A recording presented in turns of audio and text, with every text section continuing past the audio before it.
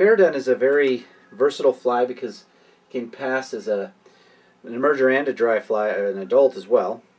So we're going to start off with our thread, and I usually like to tie on the wing first, although you don't have to.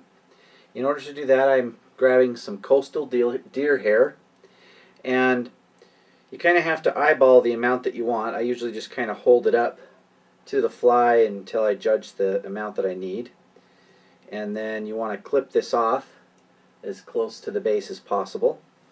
Now, depending on the hair, you may want to brush it out.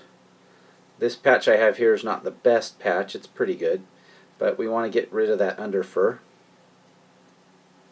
Now the next thing, we want to get our hair stacker, and I want to stack the hair. So I'm going to put the hair in, tips first, and then we will go ahead and just pound that on the vise or the back of your hand or something.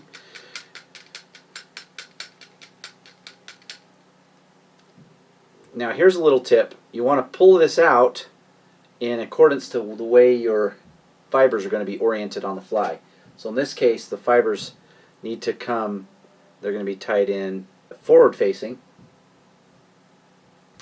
And so the tips are lined, got one straggler there. And so I'm just going to grab those.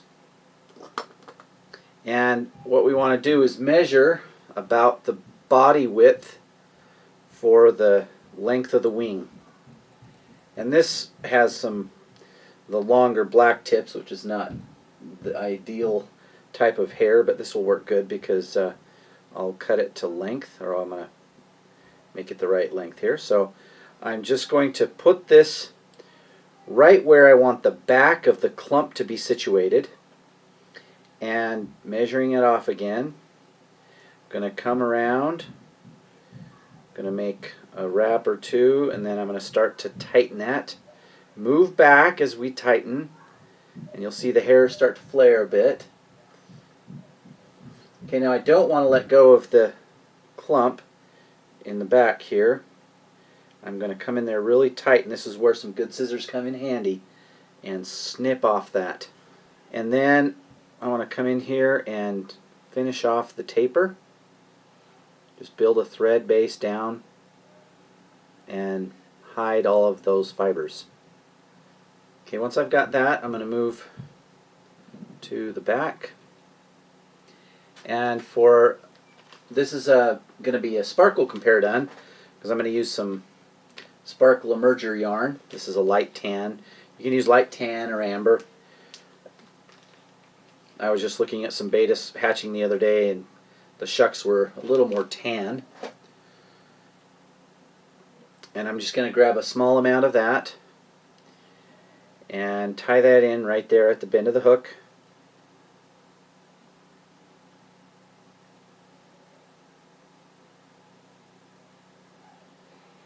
And clip off. I usually make that shorter than the hook length. I usually make it about the length of the bend of the hook up to where the taper starts on the hair. And then I'm just going to clip this off.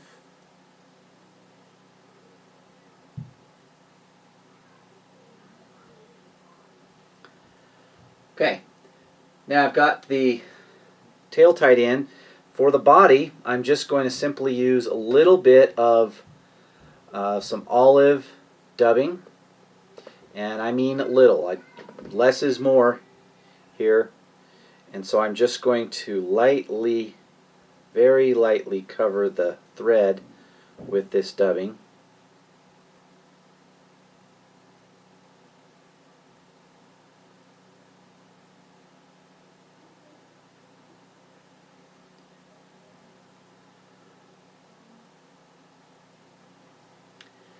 Okay, now once I'm at the thorax area, I will be tying in the dubbing that will make the hair stand up here.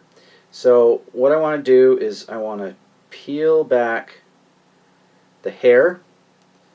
Just use your thumb and kind of push it back so it's going to stand up. Now it's not going to stay there for long because we don't have anything supporting it. And I want to keep preening that back. And then you just build up a little thread down there a little bit.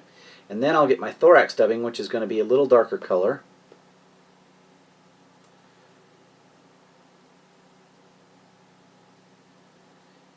And we're going to build up that dubbing dam and the thorax. And then we'll tie off the head and whip finish.